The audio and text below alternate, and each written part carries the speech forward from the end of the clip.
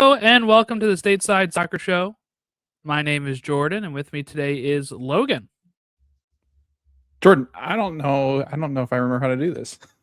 How's it going? It's been a bit, right? Yeah, if you don't listen to our other podcasts, it's been a while since you've heard from us, but we're back, Jordan, for another season. Yes, and it really snuck up on us that we're fitting this preview in just a couple days before the season kicks off. Um, but yeah, sometimes that's life. And it was a question if I'd even have the ability to get this one in tonight. But we're here. We're gonna do our preview prediction show here. Um, that includes, the table of each conference, wooden spoon, MVP, golden boot, supporter shield, MLS Cup, coach of the year. All of that good stuff is what we have here. So we're gonna go ahead and dive into it. But Logan, how excited are you to kick off our sixth season? Sixth season, yeah. Um, I'm really excited. I think we've got some top talent in the league. World Cup is coming up this summer, so a lot of huge headlines. I think heading into the season. Um, I think including and this was something I was going to bring up before we even jumped into it. Just the fact that we're a dime a dozen anymore, Jordan. We're the only ones covering the league, it seems, but it's a weird feeling out there because there's so many writers and people that cover this league across different platforms that we would be remiss not to mention some of those people that are no longer at least working and in the same I guess sphere right now with MLS just because of layoffs and different things that Apple TV has done. But uh, we're back, and I'm excited because I feel like we can provide coverage because I can tell you over the last week, trying to look up previews and anything going on league wide, Jordan, there's just not a lot of coverage out there for the league. Yeah, I mean, I think the podcaster side of it has grown, right? But Yeah. we're kicking off a season where Matt Doyle is let go at MLS headquarters. Um, we have a limited MLS wrap up. I think it's not going to have a studio portion. I don't know how that's going to work. Just highlights, I guess. We have. I had a scare of the MLS 360 being canceled, but it's the Spanish version, so still something being removed. We get a plus side of the announcers being in studio, like in person again. That's great. MLS got rid of its fantasy league and has outsourced that to Kickbase, where you have to pay for certain features. I'm telling you, things just get worse and worse in every single aspect of life as we continue onward to, you know, as we continue onward in Wherever this, we're headed. wherever we're headed. Yeah. Um, A so rebellion of sorts. yeah. So it definitely feels different this year. I feel like this should be a celebration because we have the World Cup coming, Logan, in this season here. And not only do we have a lot of political stuff hanging over that, but we also have MLS scaling back coverage. Now, part of this, I think we have to point the finger at Apple and MLS together for restructuring their deal, which means that the way, and also removing season pass. I think a lot of this stuff probably would have still been there with season pass, but I'm guessing some of this kind of stuff got cut when they're saying, "Hey, you're only going to be on Apple TV going forward." Two, the way that this deal works is MLS has to produce the content, so they're paying out of pocket for it. So for them, they might think we got to scale some of this stuff back, for cost reasons. But it does suck that like the we did a MLS report card with Apple TV after its first season, and it was a good start. And we thought, here's how you can grow this, and instead they've continued to cut stuff. So you know, I still think the Apple deal is overall better because I'd rather pay $100 a year for all of MLS and with no blackouts. And now that it's mixed in with Apple TV, I can watch like Ted Lasso without having to pay an extra cost. But you know, it's not the paradise we were led to believe it was going to be at the end of the first season, where you're thinking, oh, they can extend stuff, because there was still stuff that needed to be expanded on back then, which was better better preseason coverage or and stuff like that. Like, we don't even have like a studio show that takes place in the off season. There's no more extra time podcast that can fill that void. uh you can turn on ESPN and they're constantly talking NBA or NFL, and those two entities do not have to create their own content for it. But even then, NFL Network was a thing that was owned by NFL, where they would do such things as that. Uh, we don't have like an option to just turn on Apple TV and click like every Wednesday at 5 in the off season something to watch that says, "Hey, here's some moves that took place and it made preparing for this harder than it's ever been." I mean, I think we just saw they just dropped the season preview on MLSsoccer.com. Yeah, and that hadn't existed up until I was doing the notes as of yesterday, and they still so I'm sure they populated today, and they were hard to find because they like, you click on the read more, and then it showed 2025, and I was like, "Why is it showing 2025?"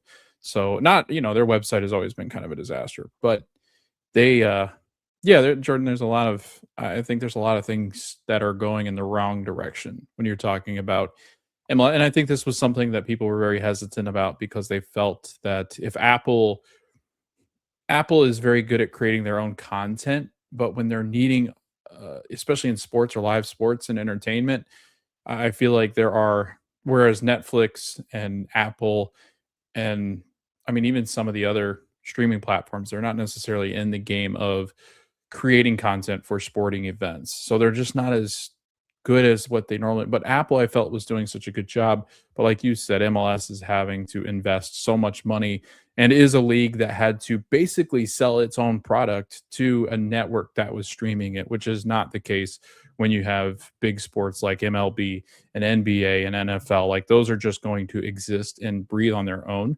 But it's also, Jordan, I think it's interesting to note we are at a point where there is content overload. Everybody that is my age, I would say that I actually am. I think I'm watching less and less sports than I've ever watched before, just because there's so much content to consume. And I feel like It's also that viewership they is down. spread it out Right. over, you know, that was kind of the fear going into this deal, is that people were like, "Hey, my grandmother that doesn't get internet can't turn on the Union game that was on TV over the air."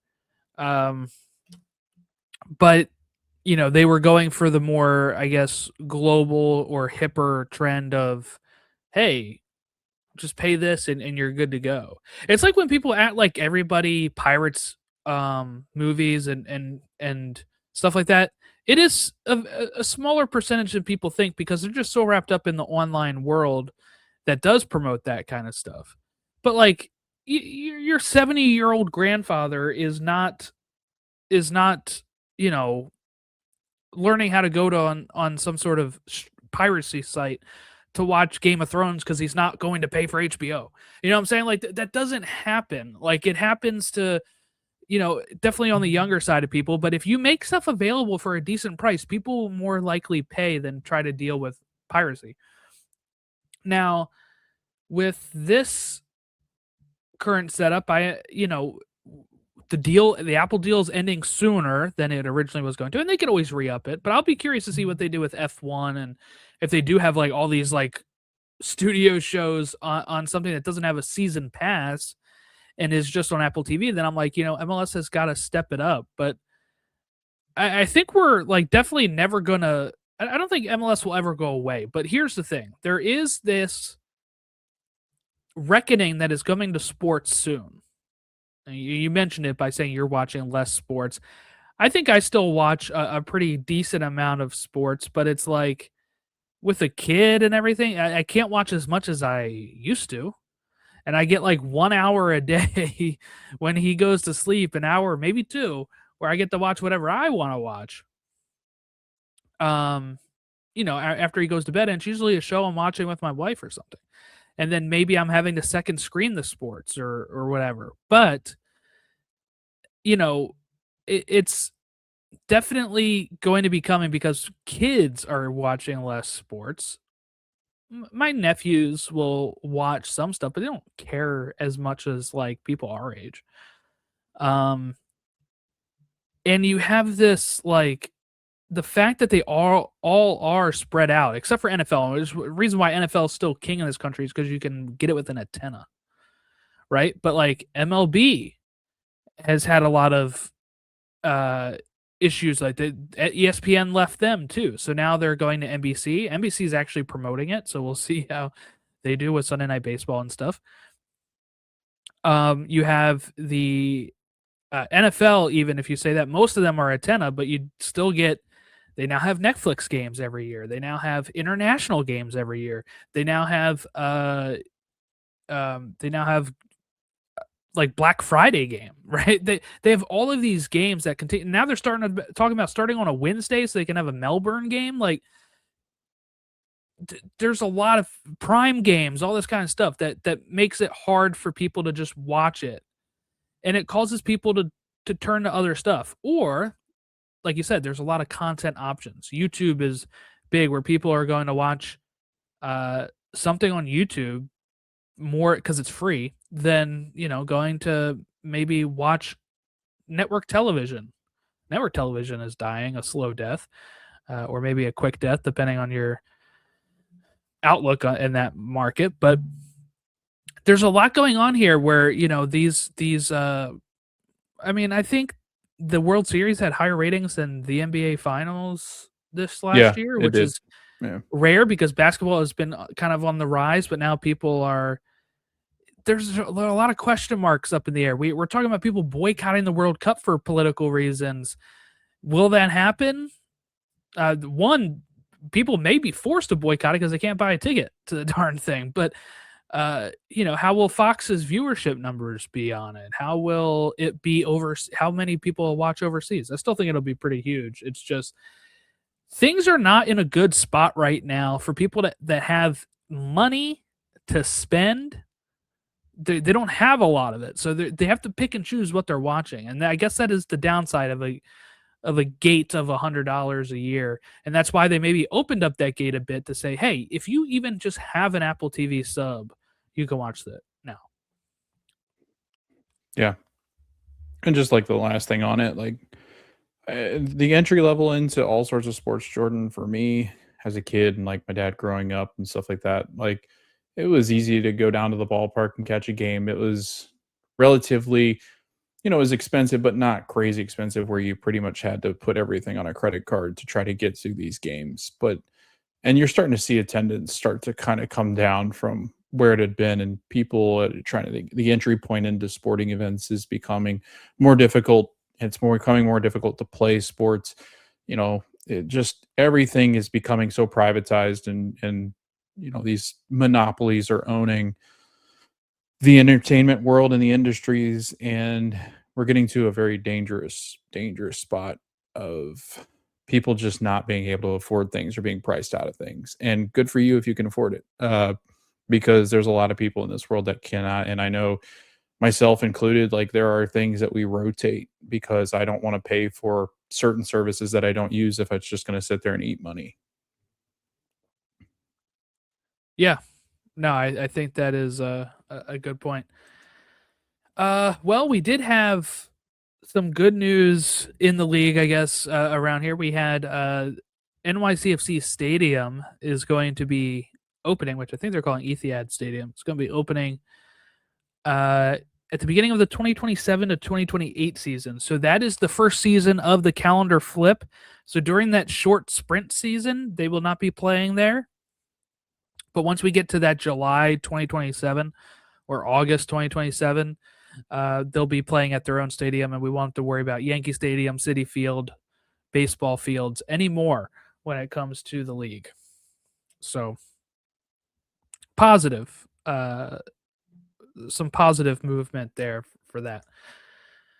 All right, I guess we should get into it. And I think, look, I think typically we've done this, but since we're very close to where we're at, the season starts on Saturday. Because of the way things have played out in our personal lives and everything that's set up, I think it might be best if we just go and you know what? Let's do it differently than we've ever done, I think. So let's go ahead and talk like let's start with like the accolades. And what I mean by that is like wooden spoon, MVP, golden boot, supporter shield, MLS Cup, coaches of the year, and then we'll go into the conference predictions. Instead of, I think we usually do conference predictions first, and then it's like, okay, well, I Yeah, already told you what the top two teams are, which means you probably know who my MVP is. You probably know we who my do. supporter Yep. shield is, that kind of stuff. So I think start it with like this, and then we can kind of talk about those teams that we're talking about there, and then we'll bypass them on the conference things and just kind of talk about each team briefly and why we placed them where we did, and we'll go that way. I think that might be easier. All right, so let's start with the top and start with supporter shield for Logan. Who do you got here? I'm going to put the picture up so people will see, but for the audio Right. listeners, who do you got?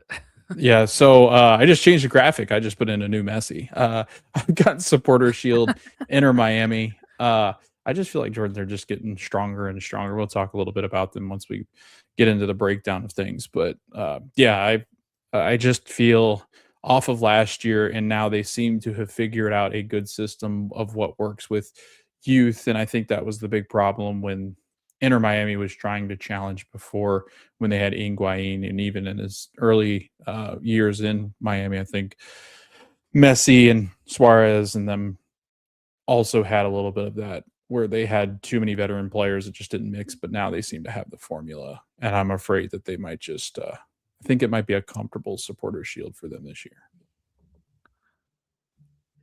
Yeah, I think Miami is definitely the the one that you're looking at of, okay, they just won their first MLS Cup. They have a limited window here with Messi and crew. How do they try to run that back after losing, you know, after losing Alba and Busquets? And they've made some good moves. They already had Rodrigo De Paul, but they bring him in as a more, I guess, full role, right? And then uh, they lose Marcelo Vigant, my relative. He's gone. But ultimately, I think you're looking at this team and thinking they have gotten better. They're going to continue to. I couldn't put them in supporter shield because I do think they're going to hit a little bit of maybe a rougher stretch than last season. But to be honest, I have them as my top Eastern team, so we'll talk about that when we get to I guess the whole thing. But they're a little bit more consistent, I feel, than what they were into going into last year.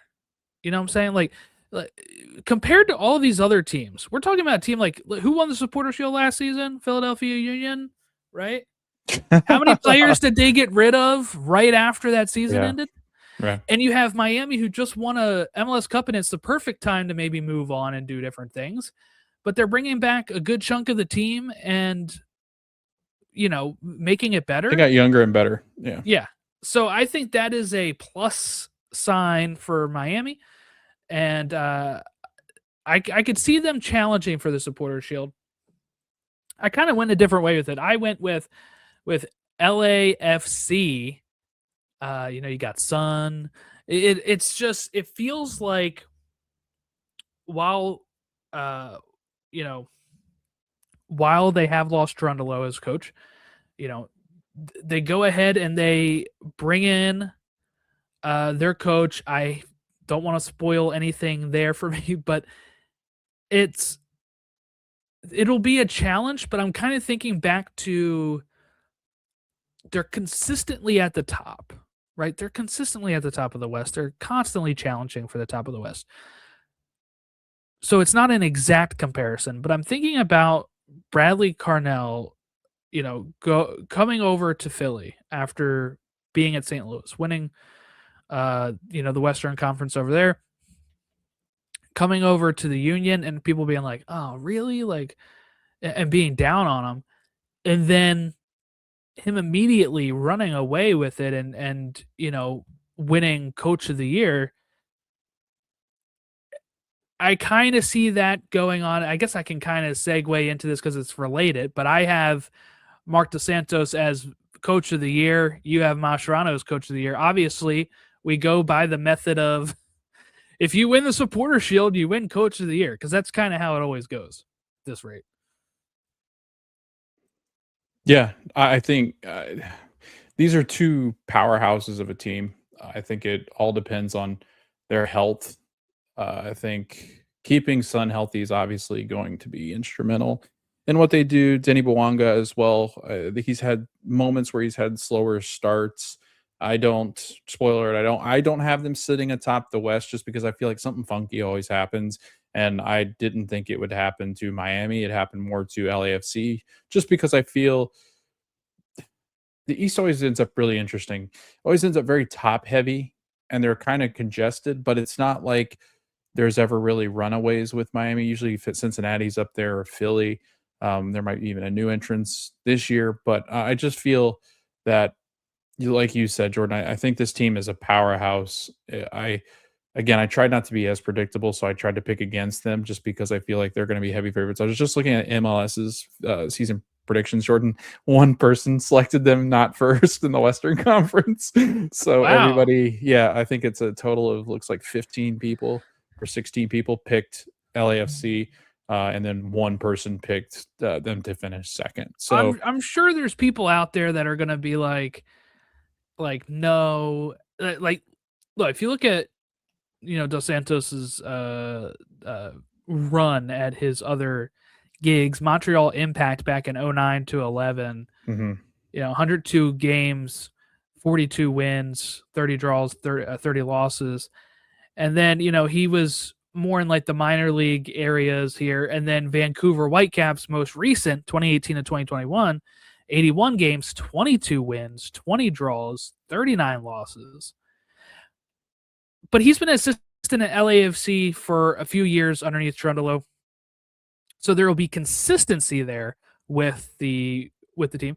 We're also talking about Trundolo, who was, if you looked at his coaching statistics at like Las Vegas Lights, wasn't very very great, but then he stepped in and made LAFC a very good team.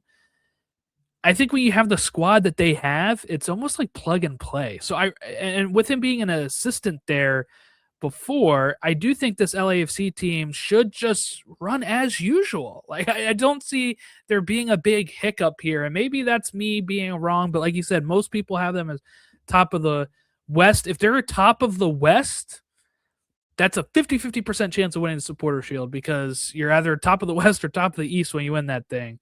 So I think he's got good chances of being coach of the year, especially being a new coach to the team. I feel like you get that little bump sometimes in the press of like, yeah, do we really give it to Mascherano after this is his like second year with the team or whatever, or do we give it to the guy that just came in and kept making LAFC tick?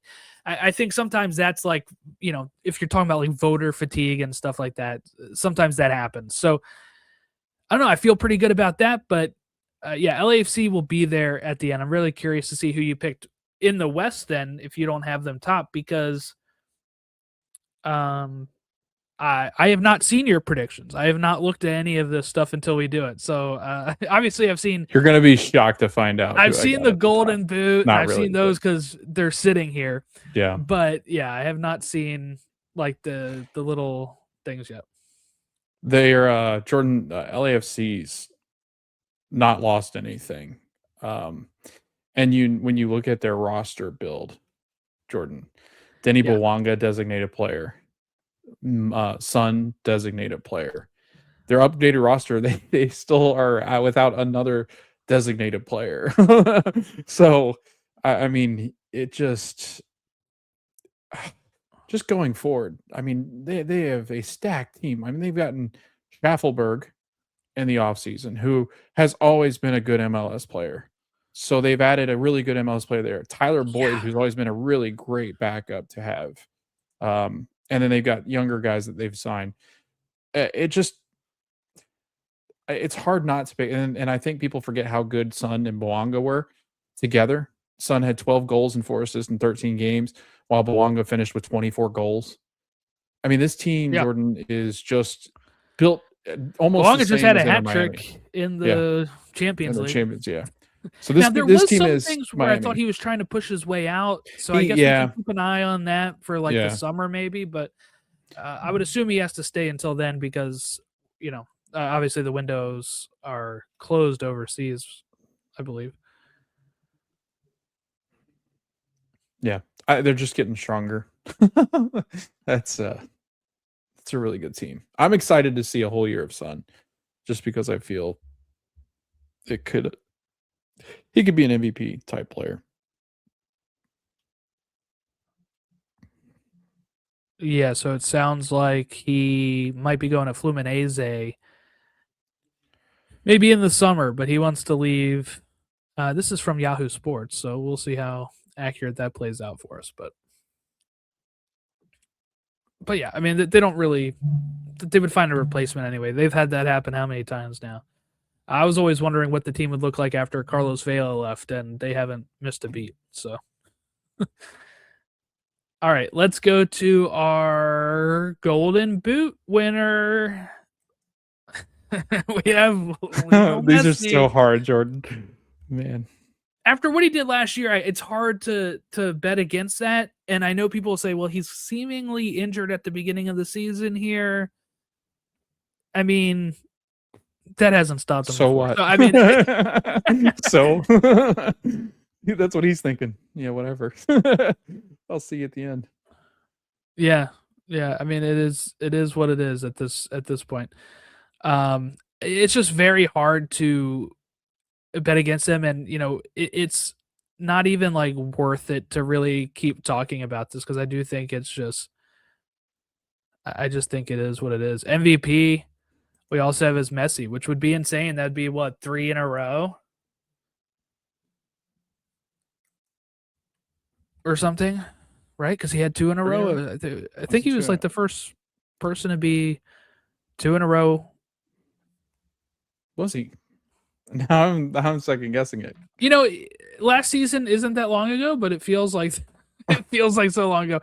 I thought we had a whole conversation about this, but maybe he's definitely one of the only ones to win it 2 times. Yeah, but I thought he was hurt. He won it 2 in a row. There you go. Yeah. That's right, because Acosta won it in 2023, and it was the first time ever it was 3 Argentine in a row, or 3 that's right. of a nation in a row. Yeah.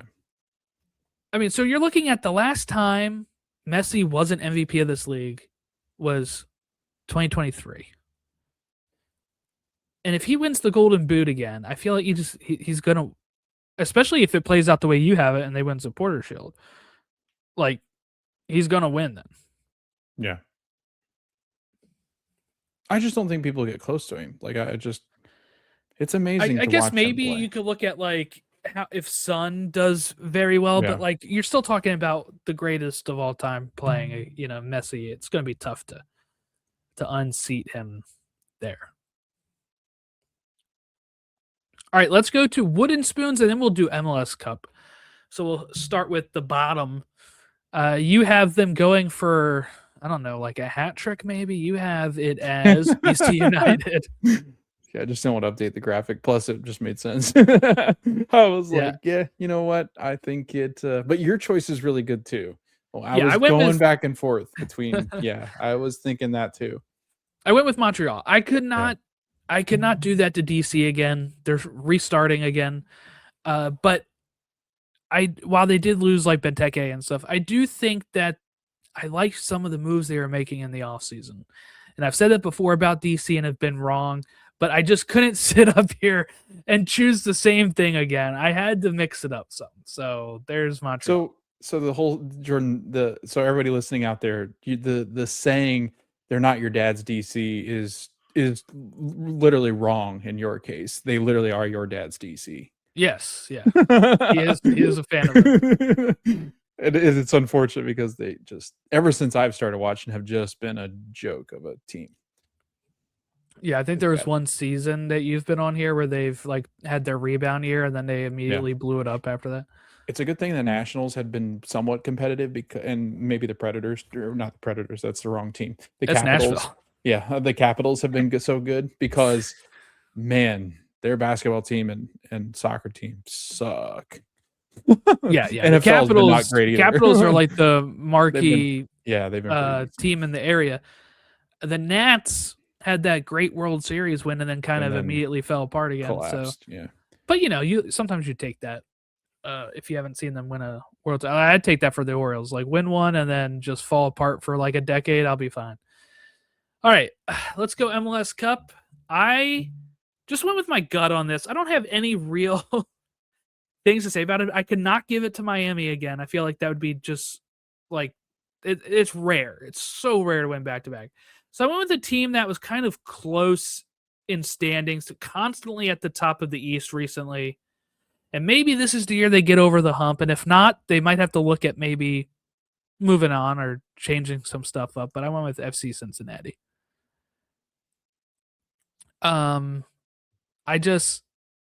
They got to get over it at some point, right? Like I've been saying that about the Union though too, and both of these organizations share so much blood between them, but I just feel like I wanted to pick somebody different. My gut was saying it was going to be an Eastern Conference team, and it's just something about the blue and orange I looked at and said it feels right.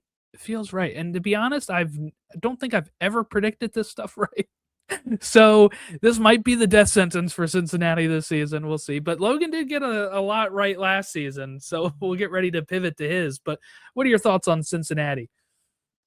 No, I think if you're going to pick somebody out of the Eastern Conference that's going to contend for one, I think Cincinnati's a pretty safe choice. Like I feel you're right though. Like they do so much to when they add to their roster. Like I feel like they've done a nice job, and I like their front. I like Evander a lot.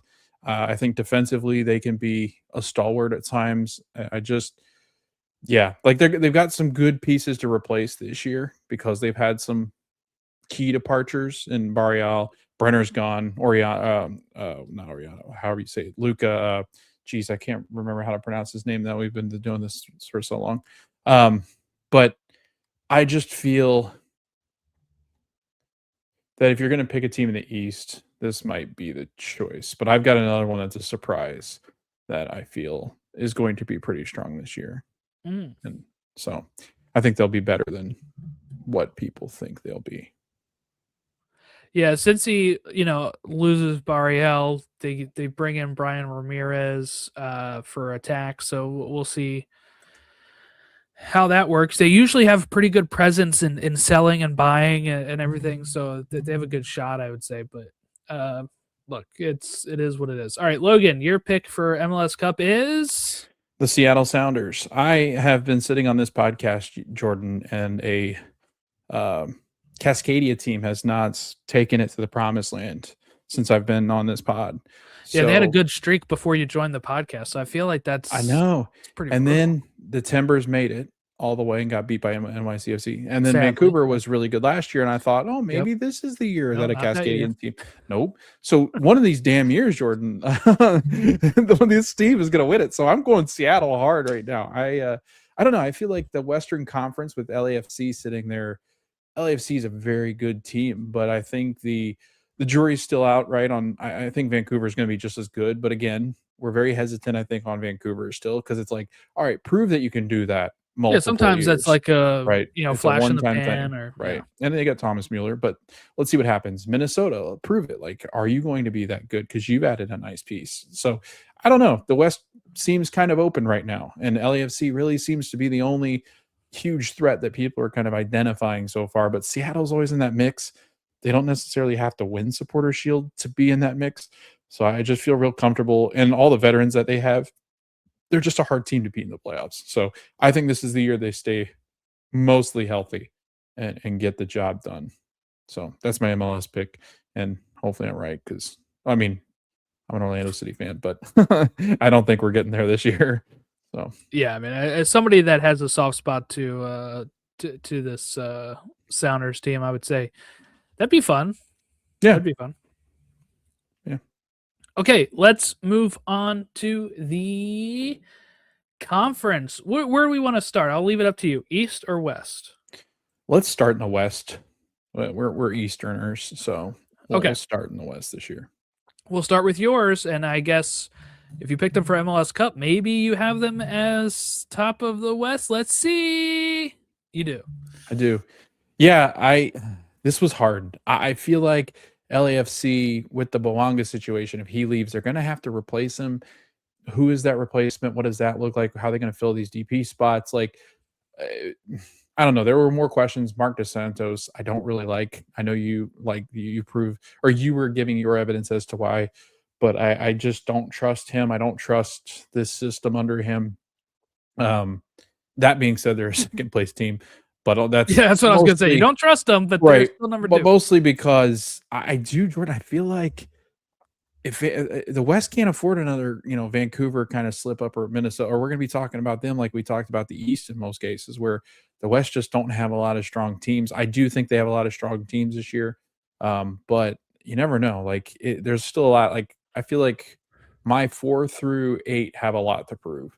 I'm not sure the Galaxy can bounce. I mean, I think the Galaxy are kind of headed for a darker time, but yeah, this was tough. Like this was like Eastern Conference, I felt pretty good about. Western Conference, I'm like, it's just so wild because I don't know if I can pick San Diego to be as good as they were last year, right? There always seems to be that step back from a second year team. Vancouver, I still feel pretty good about Thomas Mueller. If Thomas Mueller is there, I feel really strong about them. Does James play and contribute in a place like Minnesota? Like, I totally forgot about that. I was going to I open the know. show with something like that, and then it does kind of feel like almost like an irrelevant move for James. Yes. Especially, it's not a full season. They're saying he might be gone after it's after a the half World season Cup. So loan. Yeah. we'll see.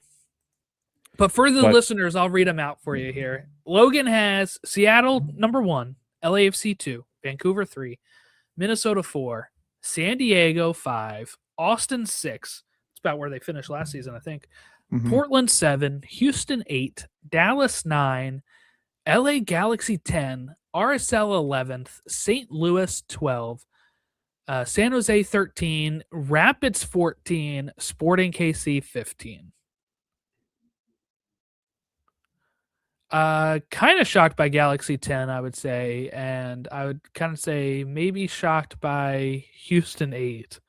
I think I went lower a little bit, but I think I'd probably put San Jose higher because I just can't see Arena just having like a worse season than last year. I think if he does, he's done. Like I can't picture it. Yeah, I mean the Galaxy's an interesting one. That one was a hard one for me because I felt like there are pieces there. I just don't like the pieces.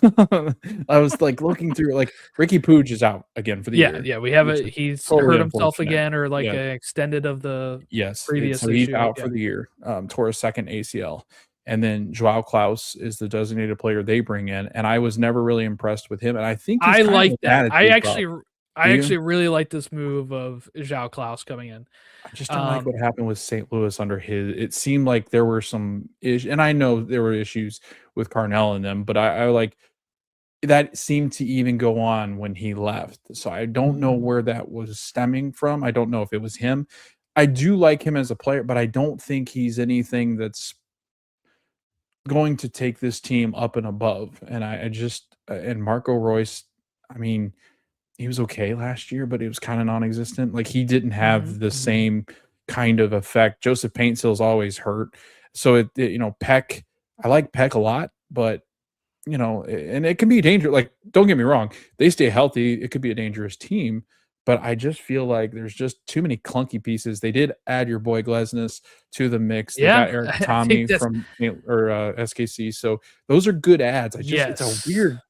it's a weird group for me. Seeing Glesnes and Zhao Klaus go over there, I think I feel really good about the Galaxy. Yeah. And to spoil my Western Conference things here, I have them as third.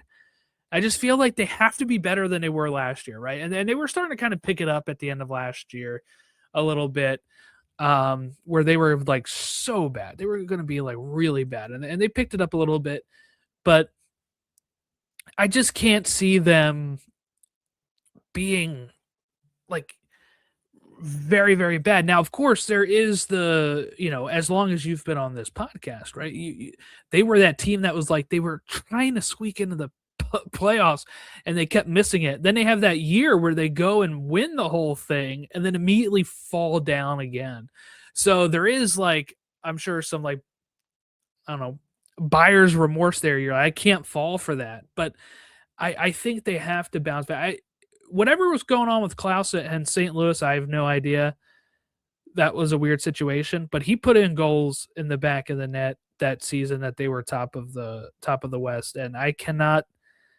I think him going to one of the most well-known MLS teams, and he's going to be living in Southern California. I feel like that's got to put a smile on your face. I feel like you got to be like, I'm going to go out there and compete for one of the best teams, most I don't know, like historical teams of this league, and I get to play in beautiful Southern California.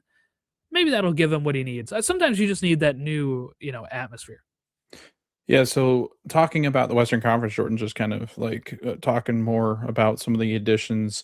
So I've got the top 10 of newcomers pulled up, and in the Western Conference, MLS has James for Minnesota, who's the midfielder, Colombian that many of That's you because know of from. name recognition. He has Yes. not been as relevant on the national scene or Dude, he hasn't been international relevant scene in in a soccer. while. I was gonna say he hasn't been relevant in soccer for like 10 years. Like, seriously, go look at the last time he was actually relevant. It was a very long time ago. So that one, I get it. It's the name recognition. Jordan, your LAFC team added Stefan Estoquio. I think that is how you pronounce that. He is Sounds good to very me. good. Sounds good to me. No, he's a great addition. I'd forgotten about that. Guilherme from Houston Dynamo, who is a forward who is going to, I think, add a lot on the wing spot for the Dynamo. Had 14 goals and 9 assists in 46 matches last season, and was huge for Santos in Liga MX. And then your boy Timo Werner is in San Jose. I was like, I'd completely forgotten about that just because I don't get a whole lot of San Jose news on my It feed, felt but like a I'd fever forgotten dream. about that. It did. Yeah. I was Him like, being announced as whoa, I San forgot Jose about that. because he was linked somewhere else earlier in the season, or like right in Yeah, the I think off it was, season, and I then want to say it he was like went there. Minnesota or That's what I it's thought. I something thought he was weird. linked in It was something Minnesota. weird. Yeah. Oh, Because he I was linked to Miami at one point. I yeah, remember I do that. remember that. Yeah. I think it was right after MLS Cup. They're like, Timo Werner is Yeah. going to go there. I'm like, and do what? So I'd forgotten about that. I was like, oh shoot, because I was scrolling through this list. But they also have Morgan Guillavagui, who is a French-German attacker who rise from Liga 1 title contenders RC Lens. So he has quite a sparkly resume. So that's a Mhm. pretty good ad for RSL. But again, you look through some of these additions, Jordan, and then the Western Conference, besides name recognition, it's not been like the it's not been similar to, in past transfer windows that we've had Sun and Mueller and them all Well, to arrive. be fair, a lot of those are in the summer. This is actually some It's pretty big true. names coming in the winter. That's a good point.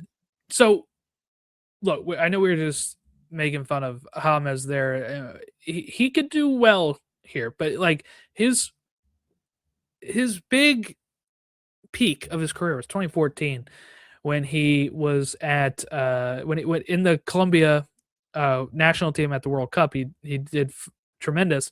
Then he used that to make a move to Real Madrid. He played 85 games, 29 goals.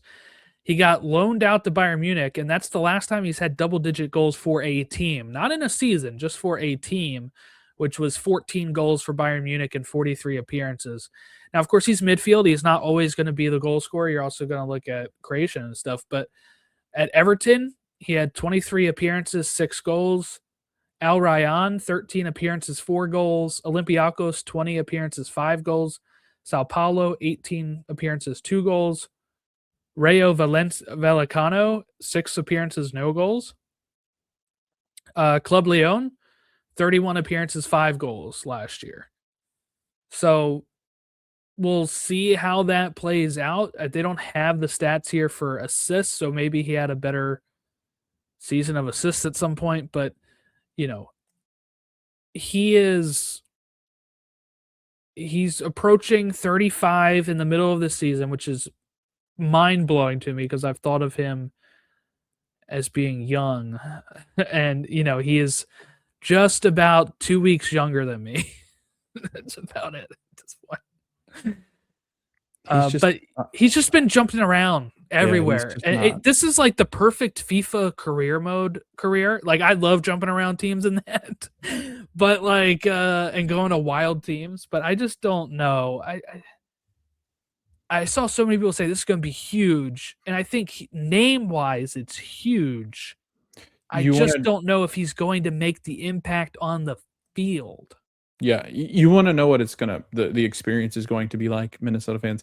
It's going to be a shortened version of what Toronto had with Insigne. Like, and it better go better than that. No, well, not as distracting, but like this dude, Jordan, this dude's he never plays. Like, every time he goes somewhere, people are always like, "Oh my gosh, James is coming." When he went to Everton, they're like, "Oh my gosh, James is here." I was like, "Oh yeah, that's not going to go well." And it never goes well. Like, this never ends well for a team, Jordan, that is always in some kind of turmoil because, I mean, you think to their past, they've had so many issues of keeping people around, like Reynoso. Like, it's like a disaster when this team comes in and goes, who do we want to go get? And I know it's probably hard to bring people to Minneapolis, but yeah, I mean, especially what was going on there. Well, exactly. Yeah, no, that wasn't even something I was considering. But the fact that they're going to bring in, they also lose Eric Ramsey as coach, right? And they have to bring in, their head coach is Cameron Knowles, right? Who was there before, right? Like, right before he was there before Eric arrived. He was the one that was coaching when Eric arrived because they were playing well. He may have been. I'll check. He. Let me see if I can find their manager list because there was a interim manager. I just don't remember his name. And they were playing well underneath him because when Eric arrived, you and I were like, "Damn, like it's gonna be weird." Like, they're playing well, and then he comes in and is implementing his new system. I'm pretty sure it was Knowles that was in charge. Do they not have this listing on here of managers in history? Like, come on, this should be an easy option, Wikipedia. Because some teams have that option on here, and I guess it's however the people set this one up that edit it, but they don't have like past history of managers on here. I'm going to Minnesota's press release to see. In 2024, there it is. In 2024, Knowles stepped in as in Minnesota United's interim head coach, guiding the first team to an impressive 2 wins and 1 draw start, including a win over defending MLS champions Columbus Crew and smashed in Orlando City. So yeah, like this was right before Eric Ramsey came in. And so at least he's familiar with everything. But it's a tough situation, I think, to be a part of. Having your coach leave, not long before, it was, I think, probably like middle of the off season. It wasn't early. I don't think it was late. But you're sitting there like, man, okay, we just lost our manager that we went and really recruited to come over here a couple of years ago, and he's gone now because he got a better opportunity overseas, and then you have to go back to a guy that you had an interim that did do well, like you stated, but it just seems like this team is in a position that I'm not sure I feel confident in going into the season. You know, they were very good last year, and then you have coaches gone. You know, you bring in James, who knows how that's going to go. I'm kind of weary of them. That's why I had them sitting fourth, which is I think a little lower. I think they finished third last year.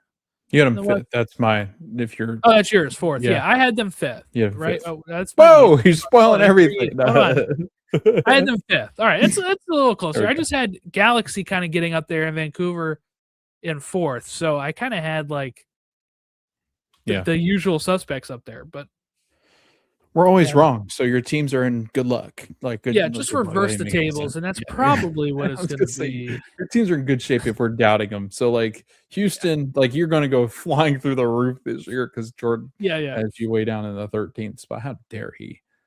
So Okay, so Western Conference, you had. I'm trying to pull it up. It's frozen. Okay, there we go. Uh, San Diego, we're both kind of yeah, met on. You know, they lose Luca Del Torre. He goes over to Charlotte. yeah. But Lewis Morgan, I, good signing. yeah, yeah, I like Good Lewis signing. Morgan a lot. But Yeah. it's interesting to figure out how much of it is a. We're weary of it because we saw St. Louis do this a couple years ago. We see a lot of people do this, Jordan. So we're kind of sitting Austin. back like, I Yeah, don't know. yeah. I've seen a Especially with lot the of teams do West, this. because LAFC was, you know, kind of slow starters last year. Like they kind of typically are. Yeah, they are. Seattle was a slow starter, Yep. and then they eventually made their way up the table, and you had Vancouver Mhm. and San Diego for most of the season in those top two spots, and people being like, that's interesting. How can they play it off? Now, how do you continue to move forward, right? I would say most likely you're okay with taking a couple spots back in the table as long as you make a better push in the playoffs, right? I would trade first or second in the West with an MLS Cup run, right? Like I'm sure most people would. So like it's hard to kind of judge these teams that start out very good and finish in those top two spots in their first their first seasons, like a St. Louis, like a San Diego. But it's also difficult to kind of think about how that's going to play out going forward. What do San Diego fans think is disappointing this year if they don't, you know, if it doesn't play out a certain way? Because it's tough to do what they did last season as a new team. And now you have sophomore slump situations that always constantly happen in this league with the parity. You're losing a key player, and while you're bringing in a good player like Lewis Morgan, is it a fit with the team? That's always a question. We've seen players jump around, the league quite consistently, but I'm really, really struggling to think of how they're going to play out. So I had San Diego over in the 6th spot, and you had them in the 5th spot. Or yeah. Yeah, so pretty close. Yeah, I think you're right. I think it's a good point to mention too, Jordan. This is a good spot to mention. If you're listening to this and maybe it's your first time listening to the league, maybe you're jumping in because Sun's over here, Mueller, or it's just your first time listening to us or the podcast and you've not really ever watched MLS a whole ton. This league, unlike any other, has so much parity in it. That's why you're probably listening to this going, how could the team that finished so well in the West fall all the way down this far in your predictions in the upcoming season? It's because there this league is so dynamic. The players that they bring in, and Jordan, you don't see the best of teams until probably what you'd say maybe August is when they start to go on those huge like, okay, this is a real, because we always talk about the summer is kind of like blah, but I'd say like you don't see like really strong teams show up until about August when they have all their pieces together. I'd say last year is a little different because I feel like San Diego, And Vancouver, and Vancouver held Philly those spots, yeah. started out very hot, but it was all we were all preaching caution last year. Like Philly, we're like, all right, they had a new manager, they lost some players. Do we believe in them? That's And yeah, then they continued to do it. We're yeah, like, yeah, we believe in them. that's true. Same thing with San Diego and Vancouver. We're like, do we believe in this? And then Vancouver kind of went down on a little bit of a downturn after that Champions Cup match, that run. But then they signed Mueller, and then they start rising back up, and then they finished. San Diego and Vancouver finished with the same amount of points, and it came down to goal differential. And again, that's what we were thinking is maybe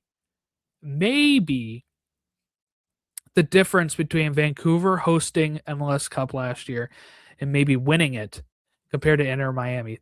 Miami finished 2 points higher than Vancouver. If they had had one more win in there, they win the West, they get to host MLS Cup. Well, actually, they would probably need a win and a draw or something because of goal differential. But they would.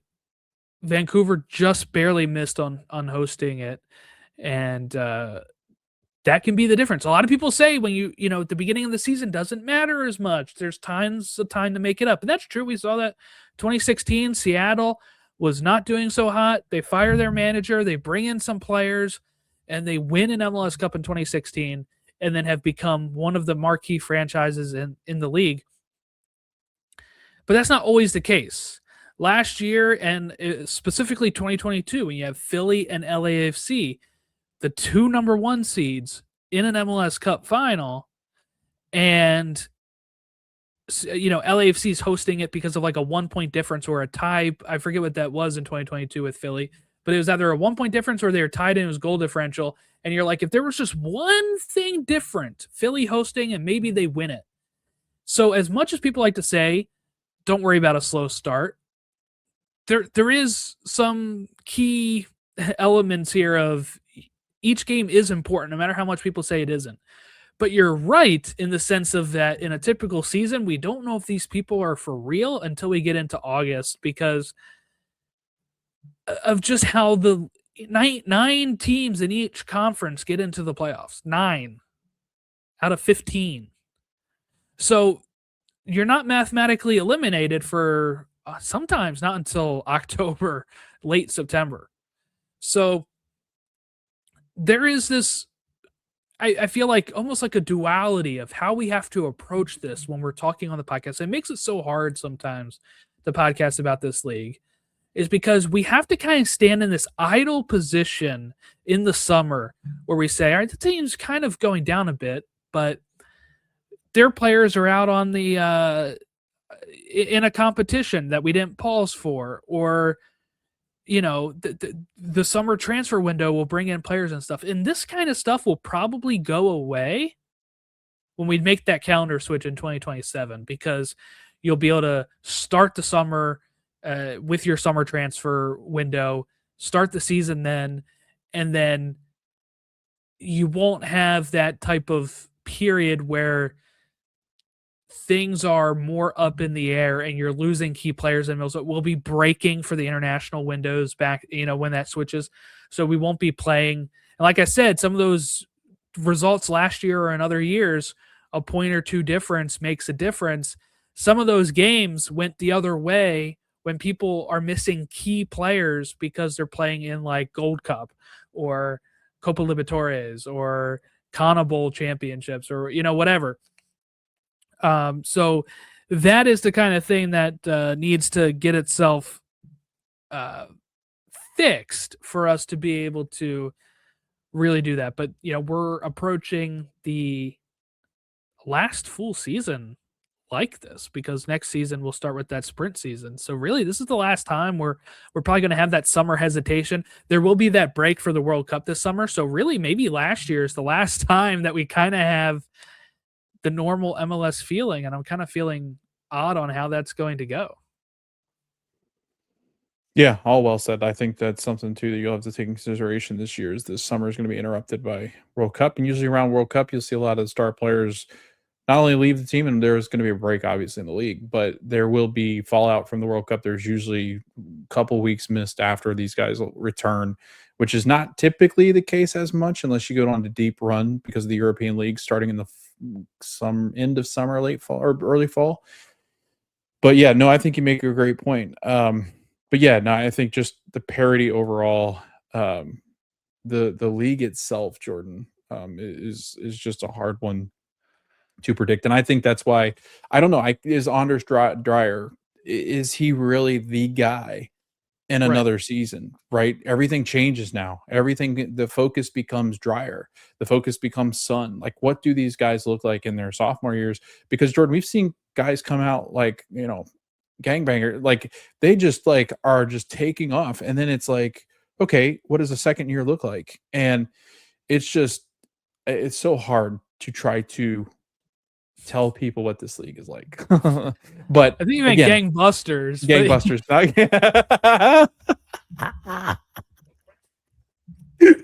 Hope they're not coming out like They could be gangbangers. gangbangers too. We don't know their personal lives, but yes. But yeah, so Uh, I think we should probably move to the East before we we're already on the go- East, so let's do go it. too much Yeah. more here. But yeah, it'll be interesting. Also, I love that you mentioned Dryer and Sun, and I'm like, yeah, that's what happens when you leave clothes out in the sun. They get drier. Yeah, they become gangbang. I mean, Gangbusters. Okay, hey, I'll go with my East. I got Miami. I got Cincy. I got Nashville, Charlotte. People may be surprised to see Philly at 5. I'm not a homer, so I actually feel like maybe I was a little bit of a homer putting them that high. I'm kind of worried about them with all their changes this season, but I doubted them last year and they proved me wrong. So Carnell, this is my, they also have the whole issue with, we don't know what's going on with Ernst at all because an investigation's still going on. And then I have Columbus at 6, Orlando at 7, Chicago 8, Atlanta 9, Red Bull New York 10, NYCFC 11, New England 12, DC 13, Toronto 14, Montreal 15. That's, again, just gut feelings on some of this and how I see it playing out. It's so hard to predict this stuff. Yeah. And then Logan, do you want me to show yours or did you have something to say about mine? No. Go ahead. Yeah. You had Miami, Cincy, Chicago, Philly, Nashville, Charlotte, Orlando, NYCFC, Red Bull New York at 9, New England 10, Atlanta 11, Columbus 12, Toronto 13, Montreal 14, DC 15. Yeah. Feeling pretty strongly about some of this stuff this year. Well, Columbus, their biggest loss is Nancy, though he could have came back because he got fired in enough time, actually, where I think Columbus had just hired somebody like the day before he was fired. I was like, oh, they just missed it. Could you imagine? That would have been fun, actually, in the sense of, you got to do your European experiment, and then you come back here and hopefully make another run for the cup with us. But no, they had to move on because of his move, but it is cut short for Nancy over there. So that's a big loss. I'm a little higher on Atlanta than you are. I feel like I just have to die with this like I did last year. I have him 9th, not first like I did. I don't know if I had him first last year, but I had them winning MLS Cup. And I still like some of the moves they've made. I like, Tata coming back, all great. We'll see how that works. Sometimes that second stint isn't ever as successful. So, that's probably the more likely way that that's going to play out. But you had them at 11th. I had them at 9th. Yeah, Atlanta for me, again, tear down pretty much all that was left, bringing in a very interesting mix of players. I think trying to go youth somewhat, but also trying to bring in some. I mean, they brought in Fafa Pico. I think this dude's now played for every team in MLS.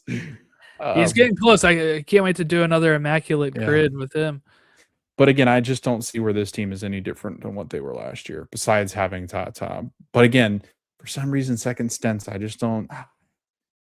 There's a reason they leave in the first place. and Yeah, it could be because of we're success, familiar with but it that, Jose seems Mourinho yeah, at Chelsea. I don't know. Yeah, Okay, I feel like it's not gonna how work. about this? This just broke. Daniel Salaway traded to Toronto from SKC Really? for 1 million GAM. I mean, I like Daniel Shalhoub Yeah, a lot. so I like that move for Toronto. I That do might too. change some things. Yeah, I'm putting Toronto in the supporter shield right now. Yeah, No, that one move. man, what a We're move. set.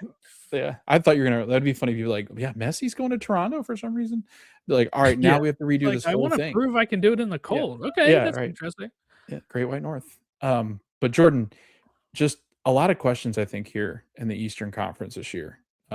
More so, I feel like than the West. I feel like the West, Jordan, have pretty solid teams already in place, and they've added some really nice players to the mix.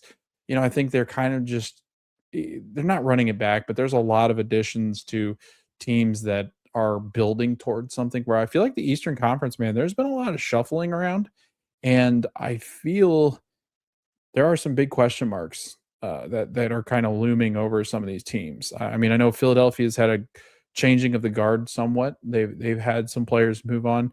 Orlando's had a bunch of players that have moved on, including their goalkeeper, and it just again, I just feel like there's more question marks here than there are answers for some of these teams. I mean, Columbus, you talked about, and I know people are probably shocked to hear Columbus in 12th for me, but I was looking at the roster. It's maybe a Who's little gonna low, score? but Like, I don't know who's gonna I have score them for them. I had them 6th. It's hard to put them in the top. It Yeah, really is with everything. Like, Charlotte's made some good moves. I like the Luca de la Torre signing for them. yeah, So it's like, you're talking about Miami in the top. You're talking about Cincy's consistent. Nashville, I really like how they did last season, and I'm looking at them continuing to move forward. Orlando has lost some players, but they're also signing some younger guys. That's a question mark for me, which is why I put Orlando 7th. It's kind of tough. Chicago, I liked their growth from last year, so I put them in 8th. And I'm looking at like teams like NYCFC, which I think are kind of holding out until they get that new stadium to really make another splash. So they're kind of just floating by, I feel like. It's tough though. Like you said, we'll get into August and like NYCFC will be in the supporter shield race with Toronto and we'll be right. stunned. And with Daniel Shalhoub as the centerpiece. We'll be But like, stunned. I'll give a shout out here to our faithful listener Andrew, our friend. Chicago's going to be good. They add Robin Lod from Minnesota Yeah, United. I like When that. healthy, that's such a good move. Salatros, so they've got two new midfielders that if those two, and Salatros played for Swedish international side AIK, I think is how you, or I And don't they know may what not their need to actual. share a stadium with the Bears any longer. So Exactly right, because the Super Bowl's coming to Chicago. I mean, to Chicago, what a time to be a Chicago sports fan. Got the Cubs playing well. Bulls suck, but you got the yeah, Bears. The Bears are Bears are talking playing about pretty maybe well. going to Indiana though. Well, that's fine. Gary's nice, said no one. But It yeah, wasn't Gary though. It was yeah, it was yeah, I forget what it was. it's like outskirt of Chicago, but Yeah. But again, they add I'm gonna butcher this name. I think it's Bozaki or Bokazi. Mbokazi is a South African. I was looking up a bunch of stuff on him. He's like a youth international that was playing for the Orlando Pirates in Africa, not in Orlando.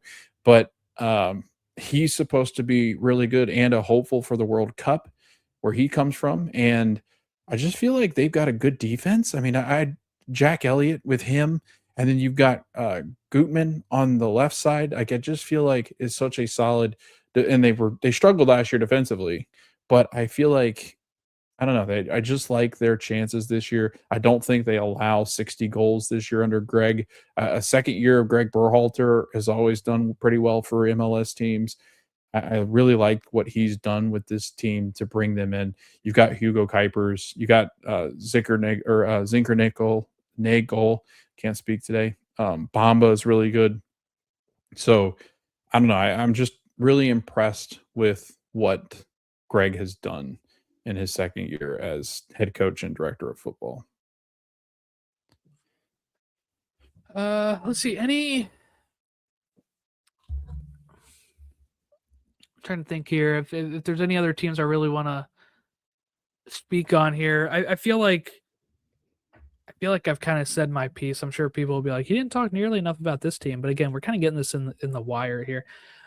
Before we move on, though, I did just want to quickly shout out the CONCACAF Champions Cup results that have been going on here. As the Philadelphia Union won their big matchup yesterday, 5-0 over Defense Force. Cincy beat O&M FC 4-0, and Vancouver drew 0-0 with CS Cartagines. I was watching that on Tubi. That one was on Tubi while the rest were on FS2. To be or not to be? That is the Yeah, question. LAFC beat Real España 6-1. Nashville beat Atletico Ottawa 2-0. Tigres had beat Forge FC 4-1, and San Diego had beat Pumas on a 4-2 aggregate. So tonight, the night we're recording this, LA Galaxy are about to kick off against Sporting San Miguelito. Peck, Paintsill, Glesnes, all in the lineup there. Nashville will play next week against Ottawa again, and next week we have all those that we can probably talk about then. But the second leg's there. March 12th is when some of these teams that had buys, like Inter Miami, get into the tournament. So it'll be interesting to see how that plays out. But I think we would be remiss if we did not finish with our usual schedule, as we now have a new thing called Walmart Saturdays. Yeah, is Walmart playing, or is that what's going on? Are they Yeah, filming Sam Walton is going to be out there. Oh, hey. I think it's the Miami game. Is a Miami It's a LAFC great game to start us out, 9:30. man. Yeah, 9:30. I think it's a Walmart Showdown Saturday is what they're saying. So now Weeby is not going to be on the Sunday games. They only have enough money to pay him for Saturdays. So And Walmart's paying him, not MLS. Yeah. So Saturday will be he's wearing the blue vest. Weeby's spot. I can't believe that they can't have a sideline guy for cheap league for both, or they can't. Maybe they will have somebody replace him on Sundays, but kind of sucks for Weeby. Unless if you'd rather be there Saturday, I have no clue. Weeby's just happy to have his job right now, man. They are going. You have to, yeah. You would think with the way that they've been cutting everybody. Okay. All right, so kicking off the season, we have St. Louis and Charlotte at 2:30. 4:45, we have Cincinnati and Atlanta. That's also on Fox. 7:30, we have DC United and Philly. Orlando and Red Bull New York. Vancouver RSL. Then at 8:30, we have Austin, Minnesota. Dallas, Toronto. Houston, Chicago. Nashville, New England. 9:30, we have that Walmart game. LAFC, Miami. 10:30, we have Portland, Columbus. San Diego, Montreal. And San Jose, SKC. Then on Sunday, we have Galaxy, NYCFC at 7 o'clock. And then Seattle, Colorado at 9:15. That's on FS1 as well. So let's take the Walmart game out of the equation. What's your pick for best game? I like the Kmart game a lot. Man, you did it to me. No, I'm kidding. I had one ready to go. I've got Houston, Chicago. I do think that will be an interesting matchup. I think you've got some intrigue with the Chicago Fire. I do, again, like I said, I think that they're going to be a top team in the Eastern Conference, and I think Houston's not going to be too bad. I feel like they're going to be around the playoff area all season. I think that they're a team that, with Guilherme coming in, I think that there's something there that they could really build on, and I do think that they are stronger than maybe some people are predicting, and they always seem to be in the hunt for the playoffs. But again, I'm more interested in seeing what a second-year Greg Berhalter team looks like. I really do think that the Chicago Fire could really surprise some people this season. Okay, I think I'm going to go with Cincy, Atlanta. I picked Cincy to be pretty good this year. Atlanta has to be better than last year. They just have to. So I think kicking off that season at 4:45, as the second game of the season. I'm going to be really curious to see how that one plays out in the East here. Okay, and then of course Sunday there's only 2 games, 7:00 and 9:15. I think the Seattle Rapids game is the more interesting one there, but it'd be interesting to see LA Galaxy how they kind of kick off the season. New look Galaxy. Yeah, and like I said, they're playing right now in the Champions League. It's like 5 minutes in, 0-0. So we'll see how that does. That's only leg 1 as well, so see how that goes. But all in all, I'm excited. The season's kicking off. It's kind of under a very, you know, I would say very depressing times. Like I don't know if I'd say depressing. I'm trying to think of the word I'm trying to look for here. Is the talk around the league has been at a kind of all-time negative low right now because of some of the layoffs and some of the decisions that have been made with coverage and all that kind of stuff. But I think once we get back to the play on the field and stuff, I'm going to be really hopefully enjoying this season, because I do think, as much as people like to say Miami steals the talk of the national people and everything, I do think the season's going to be good. And I think if you know where to look for those places to find better coverage of the league, especially now with so much stuff being cut from the actual website, I think we'll have an enjoyable season overall. And it's World Cup, baby. World Cup later this year. Yeah, support your local people. I mean, we are literally the only ones left. They are axing all the national coverage, Jordan. Yeah. So I mean, soon, hell, we might even have Matt Doyle on the podcast as a partner. No, I'm kidding.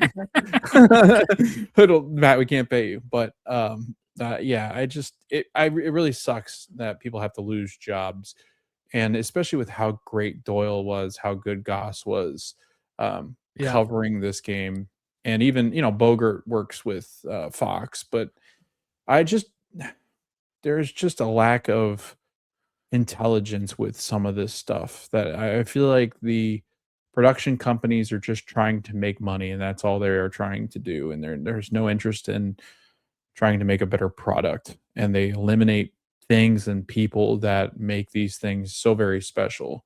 And if you look across the board, there is, and maybe somebody will figure this out, but there is a real lack of sports entertainment that is done by one of the big producers. And maybe that's for the better. Maybe the fallout ends up being just better independent content creators. And maybe that's where we're headed, which is, it can be good, can be bad. But I do feel like maybe we're at a tipping point here with a lot of different things, because if you look at all the sports, there's just not good coverage anymore from a national level for a lot of these things, even though they're the ones that control all the rights to all these things. So it's just a bummer.